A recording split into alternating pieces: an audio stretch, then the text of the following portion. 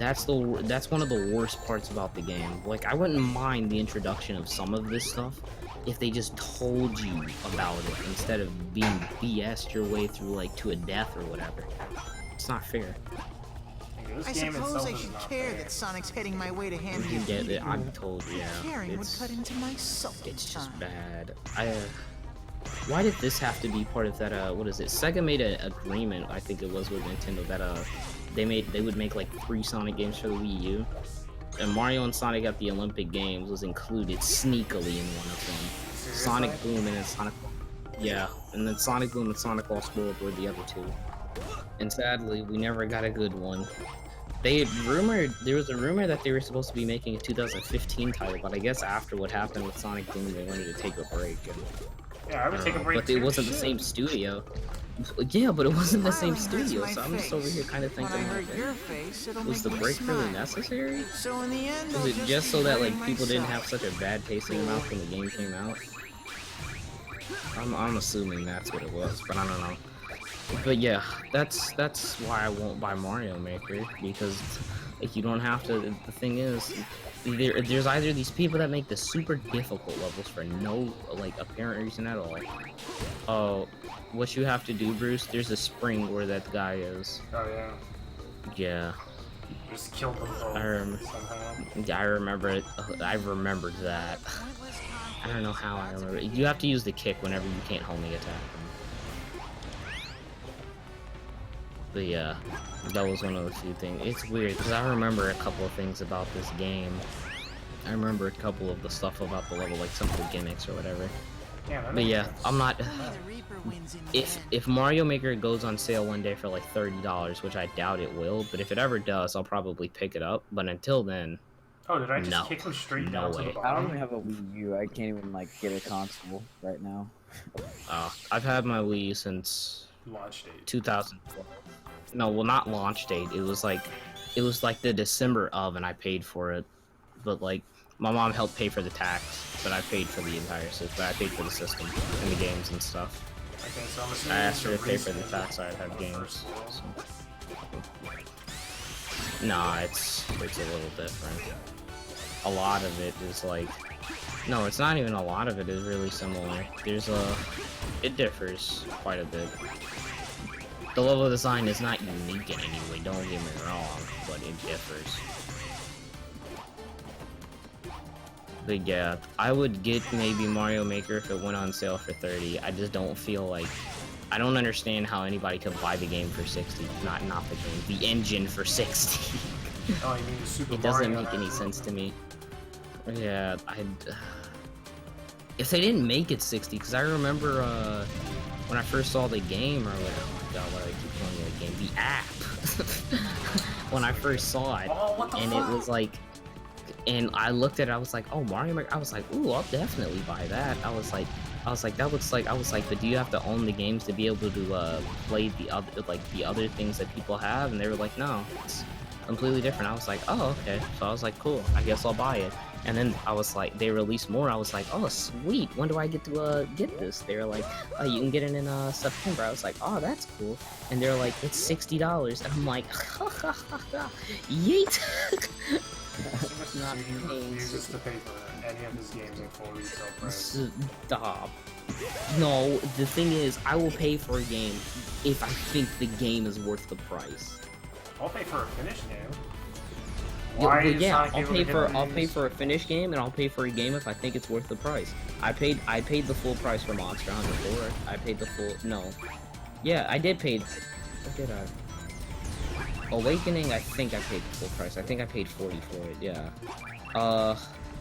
Even though I got it a couple of years late, or a year late, I still paid $40 for it, I think. But yeah. If the game is worth it, or if I think the game is worth it, I'll pay the full price. I don't mind it. But if the game is not worth it, yeah, I don't think Mario Maker will ever be worth the $60, because you can only get one half of essentially what you want to do unless you're really dedicated, which is play the levels. And the levels that you play are and the thing is, the levels that you play are completely based on whether you like them or not, are completely based on other people. It's not based on the level itself, or it's not based on the game itself. So it's not like in other words, I'm relying on other people to like create the entertainment. I don't like that concept. So like if the game ever went on sale for maybe like $30 or something like that, yeah, sure, I wouldn't mind picking it up. But like at 60, you'd be better off legit doing like what Bruce said and just playing Mario Hex. Pretty much on the same computer. thing. Yeah, essentially. I mean, Only because they're the Mario free. Hacks are only like, I guess until I get a Wii U and I was gonna do Super Mario Maker. Because I mean, people see the Mario World Hacks and like, oh, he's gonna play Super Mario Maker. And I just skipped the entire spring section. And I died that time. That's cool. They do have some new creation tools in there. The thing is, though, it's just like, from what I've heard, you have to spend at least like 6 hours to make like an even somewhat decent level. So I'm just kind of over here like, oh, well then I'm not going to, then I'm only getting essentially half the game, or half the app, so I shouldn't be paying the full price if I'm only going to use like half of it. And that half is completely based on what other people do for the game, not the game itself. So, What the dude, fuck? I like the die? concept still. It's just I wish it wasn't $60. It would have been much better if they just made it like a $20 game. And I died immediately. This game is so fucking shit. But speaking of Mario Maker, I'm curious. What are how is it selling? I mean, the thing about Mario Maker is that you have to be able to beat the levels. You said what again? You cut out. The thing about Mario Maker is that you have to be able to beat the levels that you make.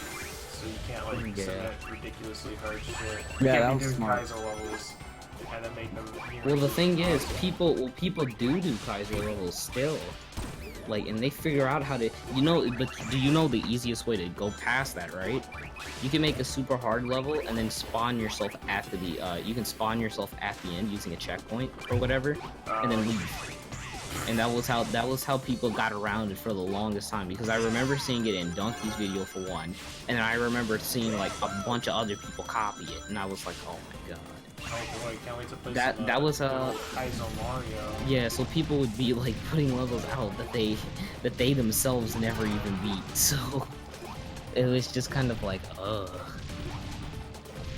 Yeah, that's why I would say like I wouldn't buy the game for 60. If it wasn't 60, I wouldn't mind it. If it was like 30-ish, 30 or 20 or something like that. I gotta just skip that entire instance again.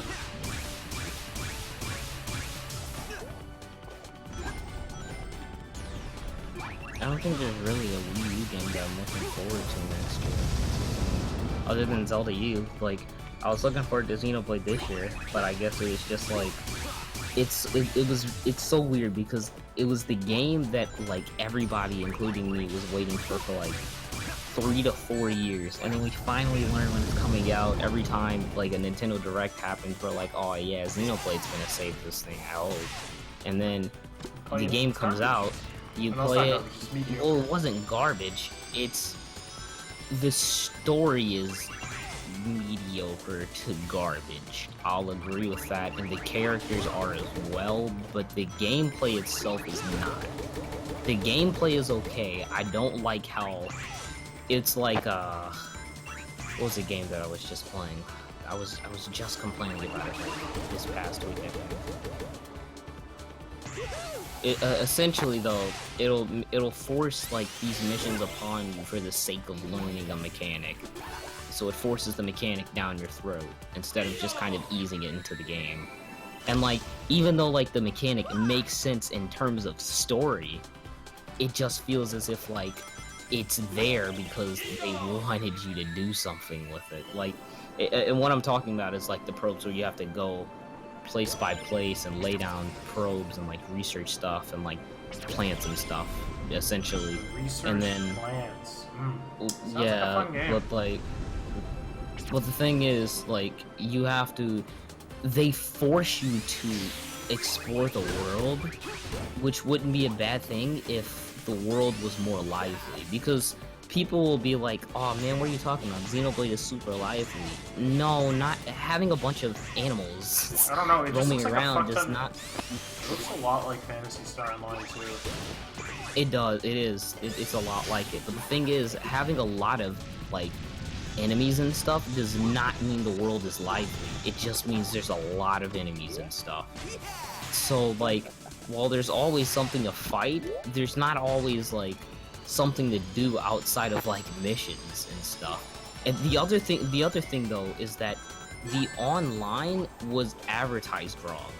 It was advertised really wrong to the point where you could almost say it was false advertising, because it's not co-op. It's not co-op like co-op story mode at all. That would have definitely have saved the game. But it's not co-op story mode, and you don't unlock online missions unless you do what are called squad missions or whatever, squad tasks. And basically, there's like 5 things that you do within a certain period of time, which is about 40 minutes, I think. It's like 35 to 40 minutes. And once you complete those tasks, you unlock a squad mission. For every task you complete, you unlock a squad mission. But those squad missions range anywhere from gather this plant to kill this monster. But unlike... Yeah, but here's the thing. Unlike Monster Hunter, these monsters that you fight, the fights aren't dynamic, which is what keeps Monster Hunter fresh. Monster Hunter is not a... It doesn't feel super repetitive when you fight a monster, because every time you fight a monster, it's a different experience, even if it's the same thing. But like with Xenoblade, it's like you fight the monster, or even when you're like fighting the monster, like mid-match, it's just the same thing. He sits there, he uses the same attacks and the exact same patterns for 15 minutes, and nothing changes. And you attack the same or you attack different body parts, I guess. And that's about it. But in Monster Hunter, like, it evolves or some shit.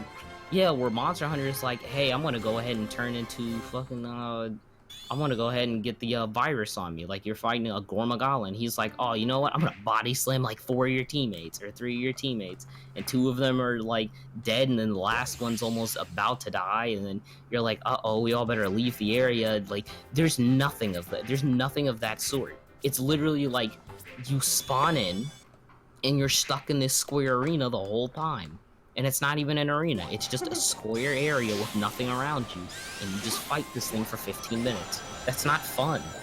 The online is so lacking, and they advertised it as way more, because they never they never really specified what that X that said online in the top left was. All that means is that you're connected to Blade. All it means is that your connection is literally online, and you're connected to the Xenoblade servers. They made it seem like but they never explained that. The way that they made it seem like, with how they were showing like 4-player co-op and everything, they made it seem like, because it never appeared whenever it said online, or like there was never an online thing. When you had 4 people in a party, you just assumed, oh, you know, they must be playing online, because apparently there's online and these people have different names than like what's been advertised, and they completely advertised it wrong. The game, and then the other thing is that, don't be fooled, the game looks nowhere near as good as it does on videos. It doesn't. Look at it in person, and it's one of like, there's one dude, Black Bomb called it ugly. I don't know if I'd say it's ugly, but I can definitely see where he's coming from. Like, all the colors are washed out, and I guess that might have been for like effect, but it only looks nice on video and YouTube and stuff. But like, it's not a good looking game, because there's popping everywhere. It legit took like 30 to 40 seconds for some textures to load in. Yeah, I will say that the frame rate was always stable though. But overall, it's just like, no, it was 30, but it was like, with the motion blur made it look a lot better.